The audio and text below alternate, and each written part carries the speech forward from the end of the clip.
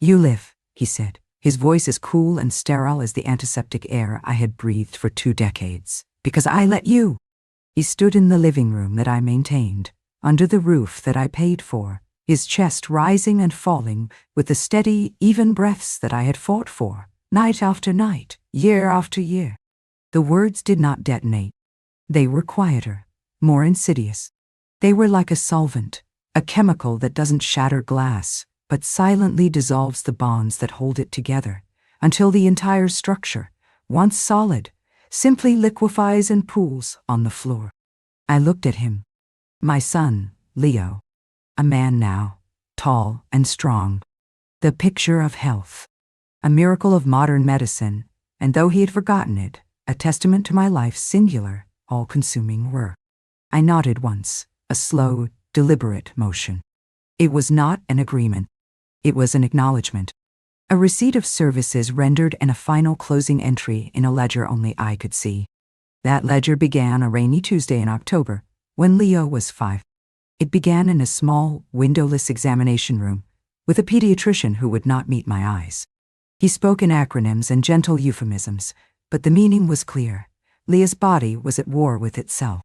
A rare, aggressive, autoimmune disorder.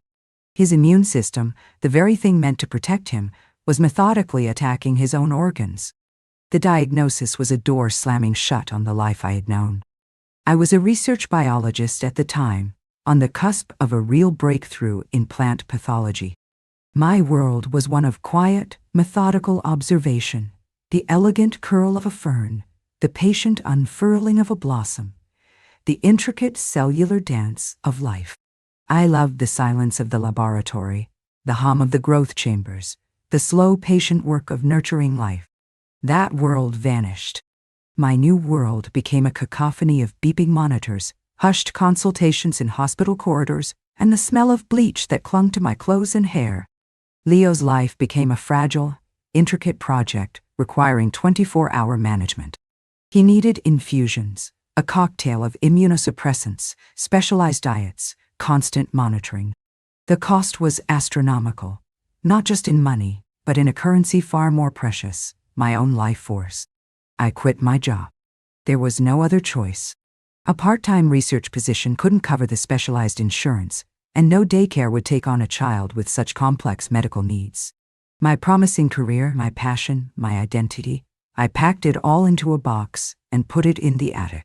My life's work was no longer in a petri dish. It was in the small, feverish body of my son. I became a different kind of scientist. My home transformed from a sanctuary into a sterile field. My laboratory was now his bedroom. I learned to administer intravenous drips, to flush a port in his chest, to recognize the subtle signs of an impending crisis, a faint blue tinge to his lips, a slight tremor in his hand. I learned the complex language of his illness, a dialect of pain and resilience. To pay for it all, I took on remote work I could do from home, between his infusions and his bouts of debilitating fatigue. I became a ghost in the machine of the corporate world, doing data entry and financial proofreading. My brain, once dedicated to the complexities of cellular biology, was now numbly processing spreadsheets and invoices. Every keystroke, every number I cross-referenced, was a drop of medicine. Every monotonous hour was another breath in his lungs. The world outside our small, quarantined house faded away. Friendships withered, unable to survive in the arid landscape of my constant vigilance. Invitations were politely declined. My life shrank to the dimensions of his sick room. The bills were a constant, terrifying avalanche. Not just the hospital stays and the surgeries, but the hidden costs. The specialized air filtration system to keep dust and allergens at bay. The organic, hypoallergenic food that cost 3 times as much as anything else. The copays that were the size of another person's mortgage payment. I kept every receipt, every invoice, every explanation of benefits. Not out of sentiment, but out of a scientist's habit of meticulous record-keeping. They filled a heavy file box in the bottom of my closet, a dense, paper and ink monument to my devotion. A testament to the cost of a miracle. And a miracle did happen. Slowly, painstakingly, with the help of a brilliant team of doctors, and my unwavering, round-the-clock care, Leah's body began to find a fragile peace. The crises became less frequent. The hospital stays shortened. By the time he was in high school, he was in a state of managed remission. By the time he went to college, a local one, so I could still be on hand, he was to the outside world a normal, healthy young man. I continued to work, to pay. The cost of his maintenance medication was still staggering. The insurance premiums were a king's ransom. My life remained small, so his could become large. I never bought new clothes. I never took a vacation. I never went out. Every spare dollar was a brick in the fortress of his health. My existence was purely functional, a support system for his. I was the foundation of the house, buried underground, essential but entirely unseen. He graduated. He got a good job as a graphic designer. He was charming, creative, successful. He had built a life on the foundation I had laid, and I was so proud it felt like my own heart might burst. I believed, with every fiber of my being, that he understood, that he knew the cost, that he saw the woman who had given up everything, not as a warden of his illness, but as the architect of his health. The first crack in that belief appeared with Chloe. She was his fiancée, a sleek, ambitious woman from a world I did not know, a world of effortless health and casual wealth. She looked at our small, functional home, a home designed around medical necessity, and saw only clutter. She looked at me, a woman whose life had been stripped down to its bare essentials, and saw not a survivor, but a dependent. The comments started subtly. "Leo, this house is just so dated. We should really think about getting you into a modern space." The "you" was a scalpel, neatly excising me from the equation. Then, more direct. "You know, Sarah," she said one afternoon, using my first name in a way that felt less like familiarity, and more like a reclassification from mother to peer, or perhaps employee. "There are some wonderful senior living communities just a few miles away. They handle everything. You wouldn't have to worry about a thing. You wouldn't have to worry about a thing." Worrying was my job. Worrying was the prayer I had offered up every day for 20 years. Leo, my son, would stand by, silent. He would offer a weak, placating smile. "Chloe's just thinking about what's best for you, Mom. Making your life easier." They didn't want to make my life easier. They wanted to make it smaller. Tidier. They wanted to pack me away, like the box containing my old life in the attic. The final betrayal was not emotional. It was, like everything in their new world, a business transaction. They sat me down in my own living room one Sunday afternoon. Chloe had a sleek tablet with a presentation she had prepared. It was titled, "Sarah's Next Chapter." It was a detailed plan. The sale of my house, which I had worked 3 jobs to keep from foreclosure during the worst years, the proceeds of which would be used as a down payment on a new condo for them. For me, they had budgeted a deposit on a small 1-bedroom apartment in the senior living community she had mentioned. They presented it as an act of generosity. They were setting me up. They were taking care of me. I listened, my hands folded in my lap. The hum of the air filter, the same machine that had kept my son alive for years, seemed to roar in my ears. I looked at Leo, waiting for him to intervene, to remember, to see the profound, breathtaking cruelty of what they were proposing. He said nothing. He just nodded along with Chloe's presentation, his face a mask of detached, reasonable concern. He had already moved on. The foundation was no longer needed. The house had been built, and he was ready to live in it. The gardener could be dismissed.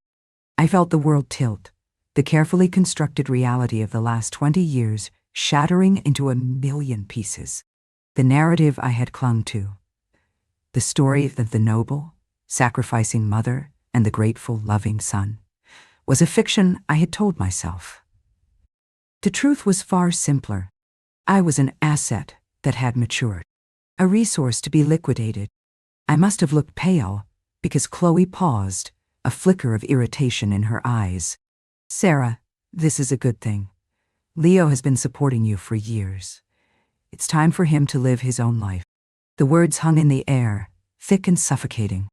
"Leo has been supporting you." A strange calm settled over me. a terrifying, absolute clarity. The ledger in my mind, the one I had kept for 2 decades, opened. Its pages, filled with entries of pain and love and sacrifice, began to glow with a cold, righteous light. I looked at my son, the man whose every heartbeat was a testament to my bankruptcy, and I asked, very quietly, "Is that what you think, Leo? That you have been supporting me?" He shifted, uncomfortable. He wouldn't meet my gaze. "Well, I mean, I live here. I contribute." It was then that I saw it. He truly believed it. In the story he told himself, he was the self-made man, graciously allowing his aging mother to live with him. He had no memory of the cost. The debt had been so great, so total, that he had simply written it off, erased it from his own history. He had forgotten that the very breath in his lungs was a loan he could never repay. And then he spoke the words. The final words. He stood up, towering over me, his face set in a mask of impatient authority. Chloe looked on, a smirk playing on her lips. "Let's be clear," he said, his voice dropping to a low, chilling register. "The discussion is over. You will do this. You live in this house. You eat this food. You breathe this air, because I allow it." He leaned in, his voice a whisper that flayed the skin from my bones. "You live," he said, "because I let you." I did not gasp. I did not cry. I did not argue. The part of me that could feel that kind of pain had been cauterized, burned away by the sheer, absolute nature of the betrayal. I looked up into the face of the stranger who was my son, and I nodded. After they left, I remained in the armchair. The indentation on the cushion beside me where Leo had sat, pronouncing my sentence, slowly faded. The silence that descended was not peaceful. It was the absolute, profound vacuum that follows a catastrophic decompression. The world I had inhabited for 22 years, a world built around a single sacred purpose, his life, had ceased to exist. Its atmosphere had been vented into the cold, indifferent void. I did not move for over an hour. My body was still, but my mind was a whirlwind. The words, "You live because I let you," did not echo. They were not a sound. They were a condition, a physical state. It was as if the gravity in the room had been switched off, and I was floating, untethered from every belief that had ever anchored me. My love for him had been my religion, my sacrifice, its daily prayer, his health, its holy scripture. And the high priest of my faith had just declared me a heretic. Worse than a heretic, a non-entity, a line item on a budget for his new life. My first coherent thought was not one of anger or grief. It was a question, born of my long-dormant scientific mind. What are the foundational assumptions of this new reality? Assumption 1. My life's work was not a gift, but a service for which payment was now concluded. Assumption 2. My presence was not that of a mother, but that of a tenant, whose lease had expired. Assumption 3. My continued existence was not a biological fact, but a privilege he bestowed upon me. I analyzed these assumptions with a cold, detached precision. It was the only way to keep from shattering. If I were to accept them as true, and his words, his actions, made it clear that for him, they were, then my past actions required recategorization. The nights spent sleeping in a hospital chair were not acts of love. They were shifts worked. The career I gave up was not a sacrifice. It was a cost of doing business. The terror I felt with every fever, every lab result, was not a mother's fear. It was professional liability. I had not been a mother. I had been a contractor, a sole proprietor venture whose only business was the Leo project. A project that was now, according to its beneficiary, complete, and the contractor was being summarily dismissed. This clinical reframing was a shield. It allowed me to process the unthinkable without succumbing to the agony of it. The pain was there, a vast black ocean beneath the ice of my logic. But for now, the ice held. I got up from the chair. My limbs felt heavy, disconnected. I walked through the house, my house. Each object I saw was an artifact from a life that was no longer mine. The worn spot on the carpet where I had knelt for hours, coaxing him to eat. The height chart penciled on a door frame, marking his slow, miraculous growth.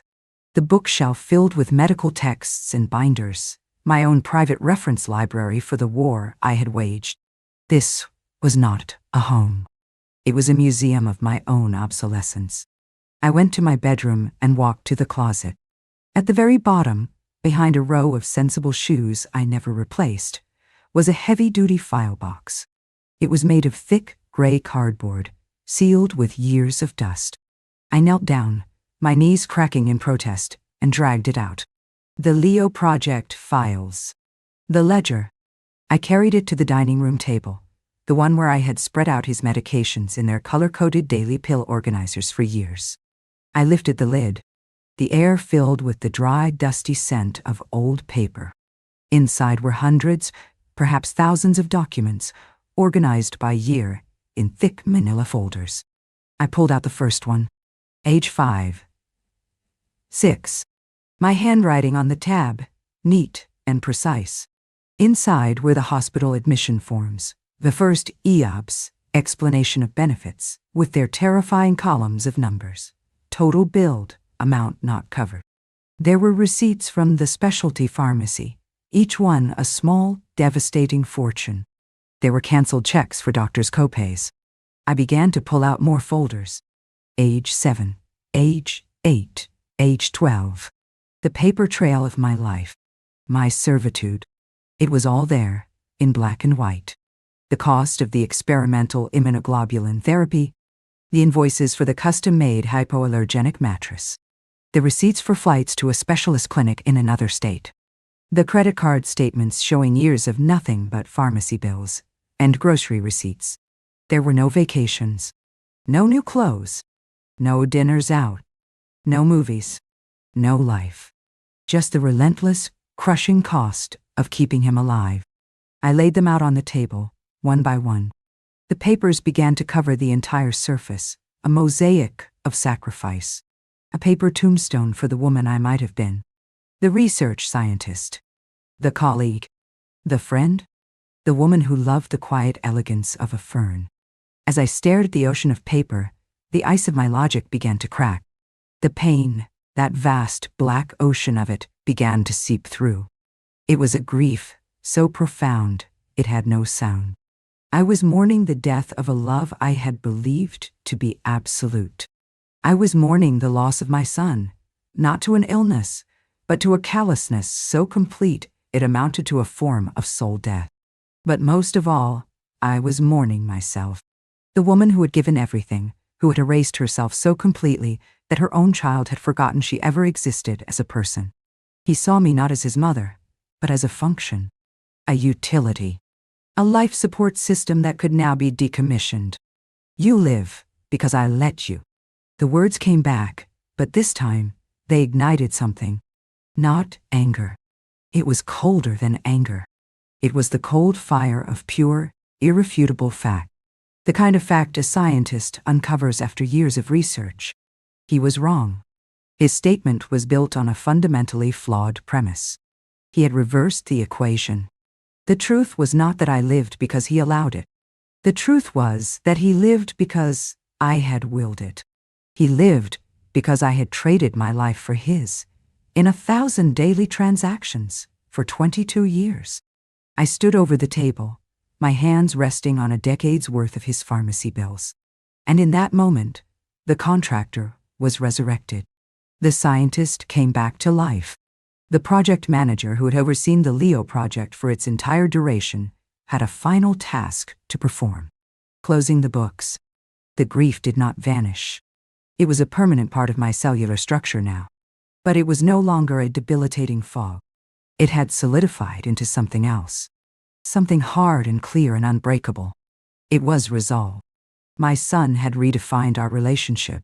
He had recategorized me as a dependent, a tenant, a service provider. He had handed me a new role and a new kind of power. The power of a creditor. I had been presented with an invoice for my own existence. It was time to present him with mine. I spent the rest of the night at that table. My movements were methodical, precise. I wasn't weeping. I wasn't raging. I was working. It was the most important research project of my life. I found a box of large manila envelopes.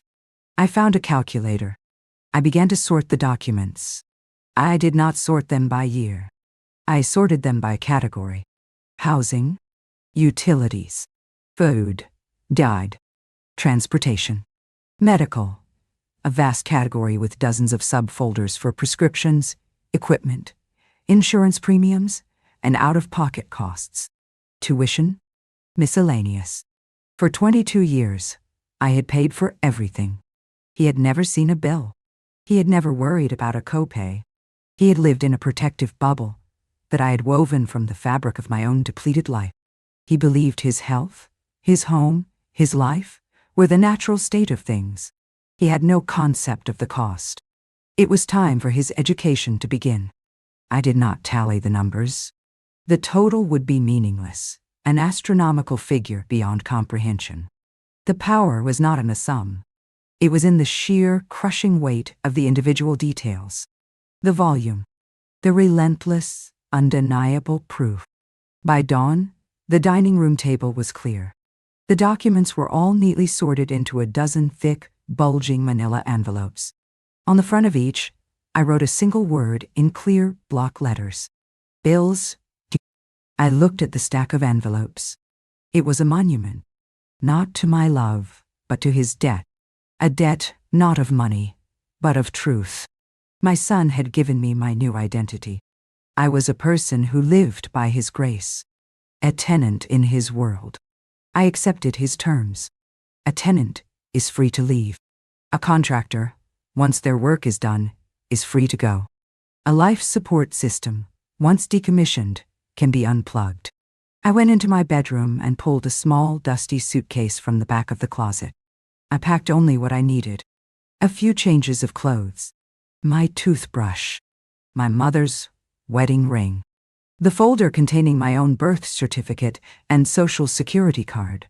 The proof of an identity separate from his. The house was silent as the sun began to rise. I looked around one last time. I felt no nostalgia, no sadness. This was not my home. It was the Leo Project headquarters, and my work here was finished. I took the box containing the manila envelopes, my suitcase, and my purse. I walked to the front door, unlocked it, and stepped outside. I did not look back. The world felt strange, new. The air was cool and fresh. For the first time in 22 years, I was not responsible for another human being's survival. I was responsible only for my own. The feeling was terrifying, and it was glorious. My car, an old reliable sedan I had maintained but never loved, started on the first try. It was the only significant asset I owned that was solely in my name. It had never been for pleasure. It was a tool, a transport vehicle for hospital visits and pharmacy runs. This morning, it felt different. It felt like a getaway vehicle, a vessel toward an unknown shore. I did not have a destination. I had a direction, a way. My first stop was a 24-hour post office a few towns over. I didn't want to use the local one. This entire operation needed to be clean, sterile, without any emotional residue or potential for immediate confrontation. The post office was nearly empty at that hour, smelling of dust and stale coffee. The fluorescent lights hummed overhead. I bought a large, sturdy cardboard box from the automated machine. I packed the thick manila envelopes inside, one by one. The weight of the box was immense. It was the physical weight of my past, the tangible burden I had carried for more than 2 decades. I addressed the box to Leo. At my address. The home he now believed was his. I paid for priority shipping. It would arrive tomorrow. The thought of him receiving it, of him lifting this impossibly heavy box and opening it to find the truth of his life laid bare, did not bring me a feeling of vengeful glee. It brought me a feeling of profound, quiet completion. This was the final project report. The books were now closed. As I slid the box through the window to the postal worker, a weight I didn't even know I was carrying lifted from my shoulders. It was not just the physical weight of the paper. It was the psychic weight of being the sole keeper a truth. The burden of unacknowledged sacrifice. Now, the truth had been mailed. It was in transit. It would be delivered. It was no longer mine alone to bear. My second stop was the bank. I walked in as soon as it opened. I closed my checking and savings accounts that were perpetually drained, their balance always hovering near zero after the monthly onslaught of bills. I took the meager contents out in cash. It was not much, but it was mine.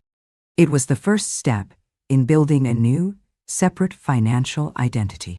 I drove for an hour, aimlessly, just to feel the sensation of moving forward with no one to answer to. The sun was fully up now, and the world seemed sharper, more vivid.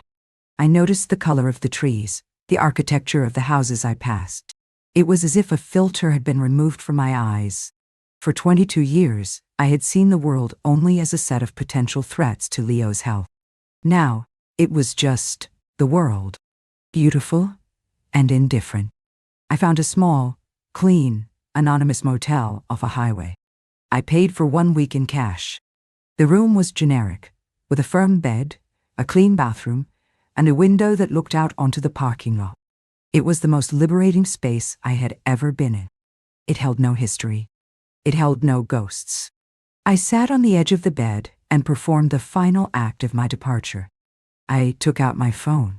I scrolled through my contacts until I found his name. Leo.